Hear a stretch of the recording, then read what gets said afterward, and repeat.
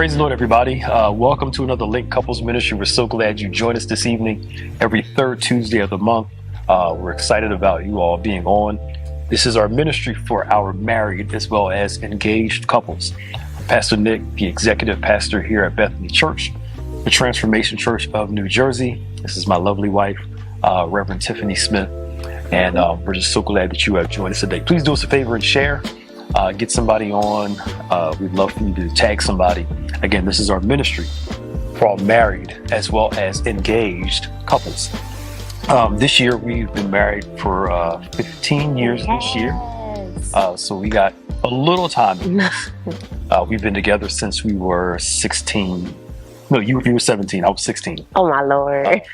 She's older than me. So she's 16. I was a junior in high school. You were going into your senior year, right? I was going to my junior year, and I was telling my friends I'm dating a senior year. Just Oh my God. you flaunt a little bit. You talk trash. So we've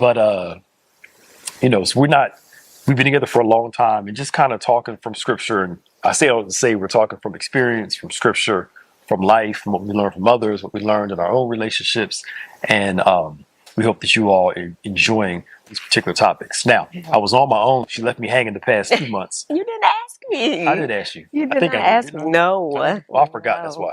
But she still left me hanging. This guy. I thought I asked you. No. We talked about passion, right? And we talked a lot about how passion is intentional in a relationship. Mm-hmm. It just doesn't come on a whim. And I think sometimes if we watch too many if you watch too many, Maya's shaking her head. Lifetime movies. Nothing. If you watch too many of a certain type of movie, it's all flowery roses. It just happens to just be, when the reality is that initial phase is great, but eventually it kind of does. The excitement, if you're not careful, will start to fade over time because real life starts to kick in. You start to notice, especially if you've been married the first couple of months, it's all just, and then life kicks in and you realize that it's not easy to work, do all this stuff, and then have kids and then bring all that in. You have to be intentional about passion, intentional about intimacy. Mm-hmm. And you're a therapist. You have your degree in therapy and psychology, all that good stuff. So she brings a plethora of experience talking about this passion topic. And we talked about celebrating each other. That helps out. We talked about passion and serving, that serving one another builds passion. Mm-hmm. And today we're going to hit on 3 points, and I'm going to let you just kind of run with most of these. Just setting it all up for you. We're going to talk about emotional intimacy, mm-hmm. psychological intimacy, and physical intimacy. A lot of people put the physical first. But if all you have is physical, eventually that desire is going to wane mm-hmm. when you lack the emotional and the psychological. Mm-hmm. So if act like I'm not your husband right now, if I'm coming to you with, theoretically speaking here, my spouse, my significant other, and we're having issues with emotional intimacy, mm-hmm. One wants to be physical, one wants to be whatever, and there's a click because there's not that emotional connection. Mm-hmm. Can you define emotional intimacy, creating it, sustaining it? You do marriage counseling. I know what I think, but just kind of throw it at you, and you rock and roll.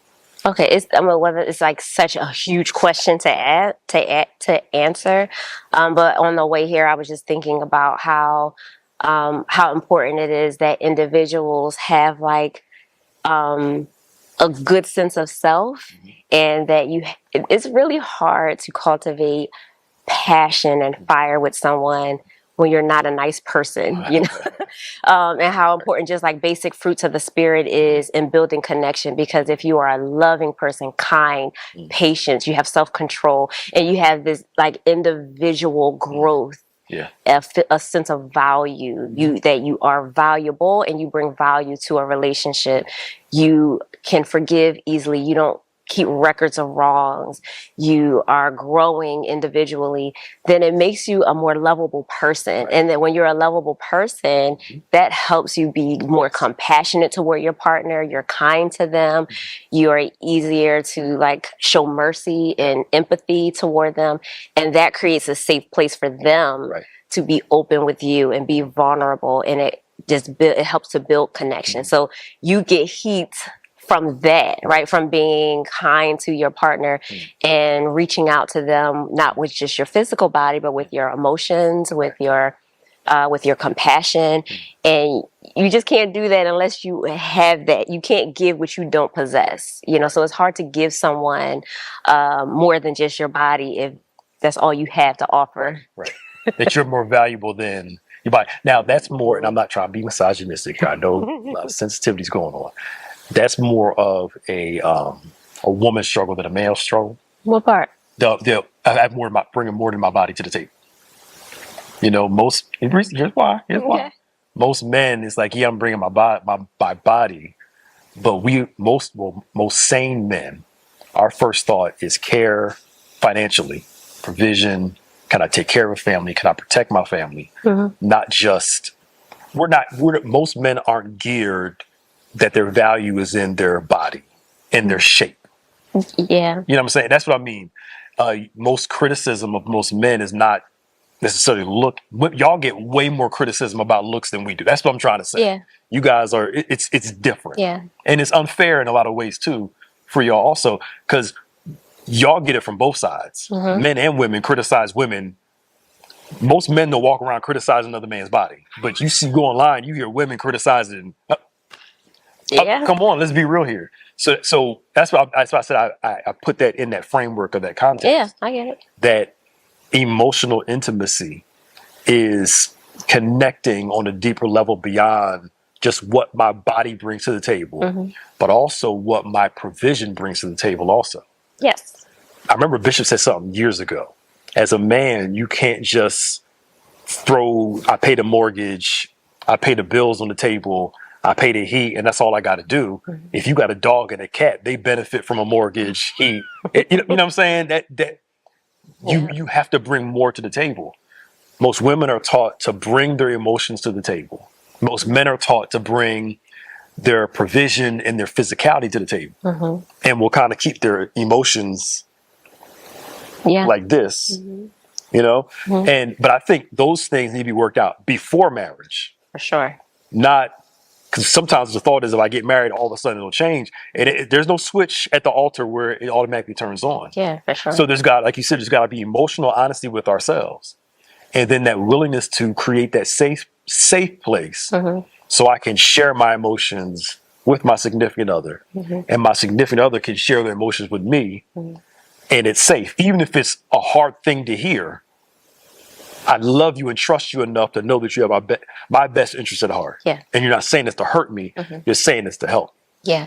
Can I, so there is, this tool I've been I've been talking to my clients a lot recently, which we call like emotionally focused therapy. And in the cycle of relationships, what we call a negative cycle, we start with like there's an alarm that goes off. Like if there's an event that happens where you don't feel emotionally safe, a lot of couples go right to the reaction. Then there's a story that we tell ourselves about the person, about ourselves, and about the connection.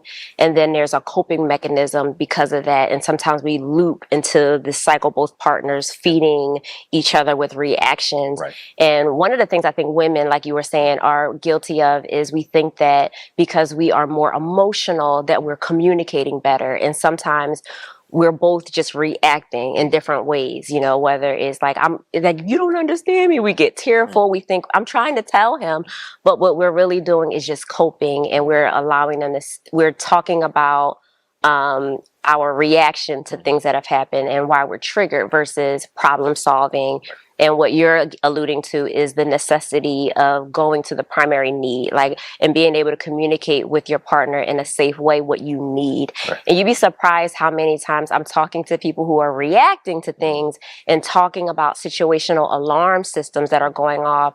And when I say, well, what do you need? And they're like, I don't know.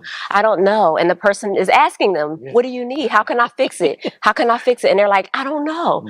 And that's because what we're doing is talking about how we're protecting ourselves from the person. So we'll say things to our partner like, you're not listening. And they're like, how can I listen better? What do you need me to understand? I don't know. You know, and they're like, well, then how can I help you? If you don't even know. No. But that's usually because we're protecting ourselves from some type of need, whether it's the need for attachment, the need for being cared for being loved.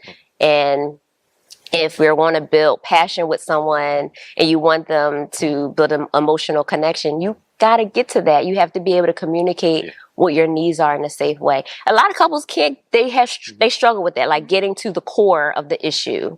And what do you need from the person? We just keep talking about the problem and we can't communicate about how to solve it. Instead of just saying, I'm scared. Yes. It's all of this other stuff. You're not listening to me, not I don't feel valued. Right. I don't feel cared for. But again, how are you mad at somebody? Like you said, if you don't even know what the real issue is, they don't know how to fix it. But what I've learned from some of them, like you said, they're protective. They're just afraid to say it. Yes. I'm scared to admit to myself how I really feel. And if I'm scared to admit it to me, I'm afraid to admit it to you. Because I find it embarrassing. I find it hard. But the reality is that your spouse may not find it embarrassing. Right. Yeah. You're the one living in shame about it. The person's like, oh, that's it? I got you. We're cool. We can work this out. And we're like, really?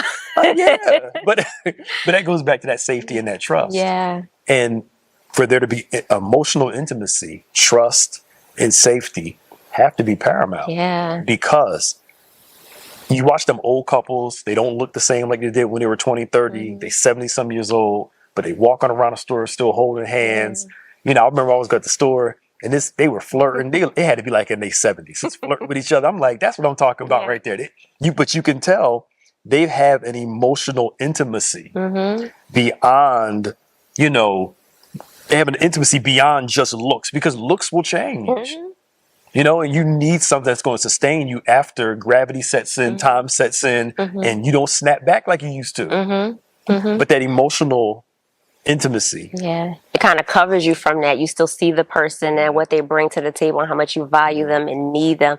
Like, that is what passion really is about, you know, because then when things start to drop and you don't feel good about yourself, but you have that partner right next to you, taking care of you, listening, like that, you know, that's love. Yeah, it is. And this creates that bond, but this takes time. It goes through trial and error, testing, all those things. Because emotional intimacy is important. And then psychological intimacy. Not only can we feel each other, but can we talk to each other's brains, our logic? You know, we're interconnected beings. Yeah. As quiet as it's kept, you want to marry somebody that's intelligent. Somebody can pique your interest. You know, it was yesterday, it was Sunday or one of these days. I'm like, I got a nerdy theology thought. I'm sitting there talking about just this nerdiest thing. I'm sorry. I was just in my brain thinking about some real Bible theology nerd doctrinal stuff. And she sits there and listens to me. She goes along with it, asks me questions. I'm just like, sorry, I just wanted to get. And I'm like, stop apologizing. Just talk it through. And I'm talking it through. I'm like, I have questions. But there's a psychological. We connect on these different levels. So, you know, not to say that everybody has to be intelligent the same way, but are you intelligent in what you're intelligent in? Right. And do I value the difference in intelligence? That she's smarter than me than I am at some things. I'm smart at her things, and we don't feel bad about it. We bring those two geniuses together, and I value it. And when she's talking to me about something that she's extremely intelligent in, and vice versa, are we actually interested? Yeah. Or it's like, oh, here we go. Like, I really don't care. You know, yeah, just you may feel that internally, but your face has to, you know.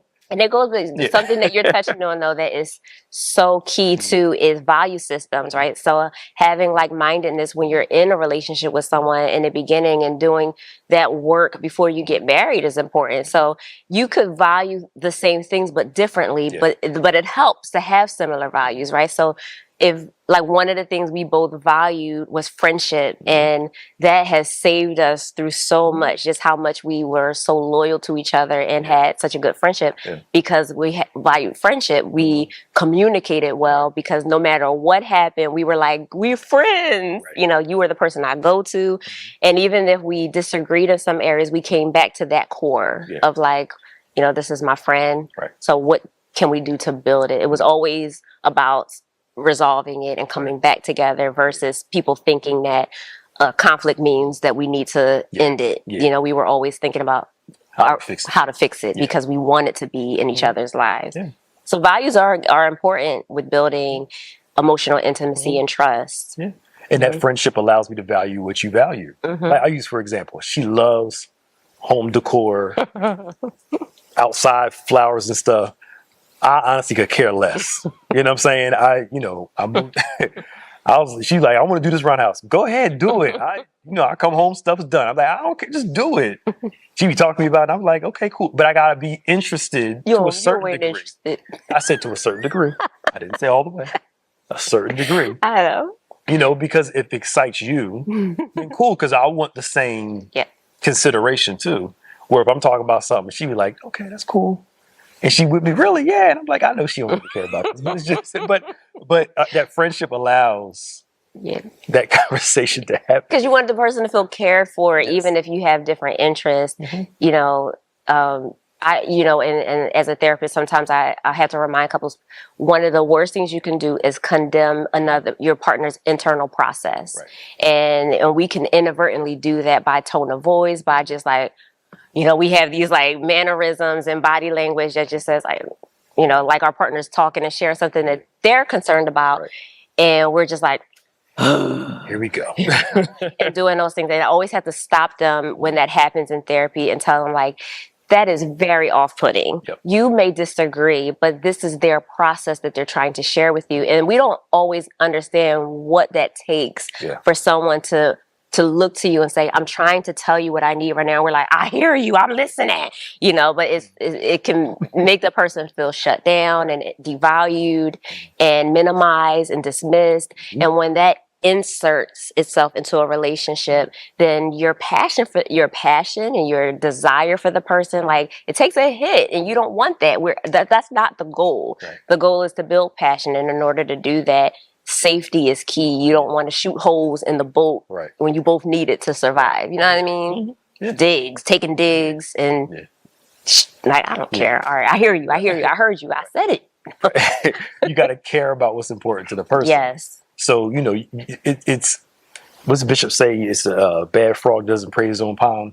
You know, it's the person shouldn't be getting all their attaboys from outside. You know, if she does something great. You know, I have to be her biggest cheerleader in that. Not that other people can't praise or celebrate or do all that, but it's a hard thing. Everybody, that was so, and she come to me and I'm just like, oh, hi, that was cool. Anyway, so what's for dinner? It's like, you know, and vice versa. It's like, well, dad, you didn't care at all, did you? I was excited about it. Oh, did you see so and so? We did, and it's like, that's cool. Yeah, you know, But again, it goes back to care. In value. And when I value you, you value me. What's important to me is important to you, and vice versa. It may not be as important, but it is important though. Yeah. But that goes back to, as Paul says, considering the other more than yourself, thinking beyond yourself. Yeah. So what we're basically alluding to, we got to get out of here soon, is most people jump to physical connection, physical intimacy. But all this other intimacy makes the physical intimacy more solid, more intense, and better. As Bishop says it like this, you know, the intimacy outside the bedroom builds the intimacy in the bedroom. Because if all you have is intimacy in the bedroom and it's hell outside the bedroom, guess what's going to happen eventually? That bedroom will start shutting down. Right? You know, the one feeds the other. And, you know, talk to us about, especially because men, sometimes we have a tendency of focusing only on the physical part. and not caring about the woman's emotional, psychological needs. Because, you know, physically we can just, Yeah. the woman's like, but I need to be able to connect with you. Let's talk. How was your day? What's going on? And then in turn, when she feels that physical, that emotional, psychological connection, you'll, with the right woman, the physical will go along with it. Right? And even with some men too, we can be physically connected to you, but your heart and mind somewhere else. It goes both ways. Yeah. So it's, and she thinks because he's physical, because in her mind, if I'm physically intimate, my heart and mind is in it. His mind is like, no, I can do this, and my heart and mind be, I'm ready for something, you know, it's completely somewhere else. So there's got to be some consideration in there. Yeah. Where it's safe for him, safe for her, and that builds the physical connection. So go ahead. It's too the you can't be selfish. Yes. Like, so that is what I'm hearing, and you say what you're saying too is like, if I use sex or intimacy or physical intimacy to not have conversations, or that's just what I want, you know, it'll shut you up, you know, all that kind of stuff. That, you know, nobody wants that. Nobody wants you to feel like, let me just get it over with. Right. You know, and sometimes that's what we do that, like, cause it's fine, you know, like, and then we'll just, you know, and some women that I know, you know, as a therapist will be like, I can't do it if I don't want to. If I'm not connected, and I'm like, sis, you know, like, I get that. However, it's about meeting each other's needs. So you have to be able to trust each other enough to say, hey, listen, I'm not connected because this is happening with me emotionally. This is where I'm at. This is what I need from you. But if you're not saying that and you're walking around mad and then withholding intimacy and then be like, because I just don't feel like it. I'm irritated. I had a long day. I'm not into it like he is. Like, I get that. But the selfishness, like, in the way that kills passion in your marriage, because you're not in it by yourself. And so both parties, even the man, has to be able to say, hey, listen, if there's a disconnect, and then I can't just say, today, you know, do we need to put it on the calendar? Instead of doing the work to say, something's missing, babe. What is it? You know, is there something I can do? Is there something that you need? That's the trust and the safety. Because if you do that, listen, we're not naive to say that all relationships are going to be without hard times, and that sometimes you don't feel disconnected and angry with each other and like, I'm over it, right? We all have those moments, but you got to be able to come back to the primary need and talk about those things so that you can get back. Because I think we had a conversation once. I was like, yo, that was great. Like, the conversation, you were like,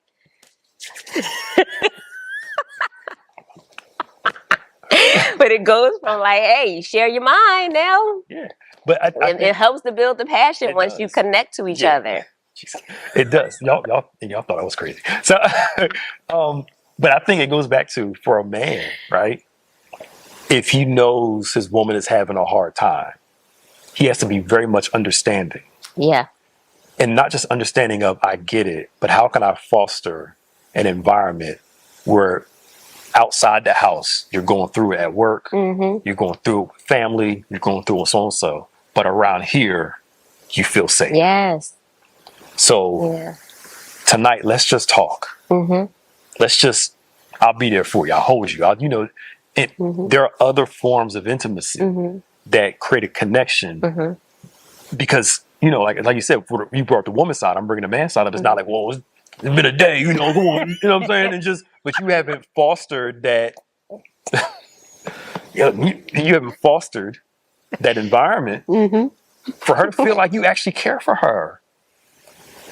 She don't want to feel like you're using her for her body. Where that's all, you know. No, you know. And the more careful she feels, the more she becomes open to you.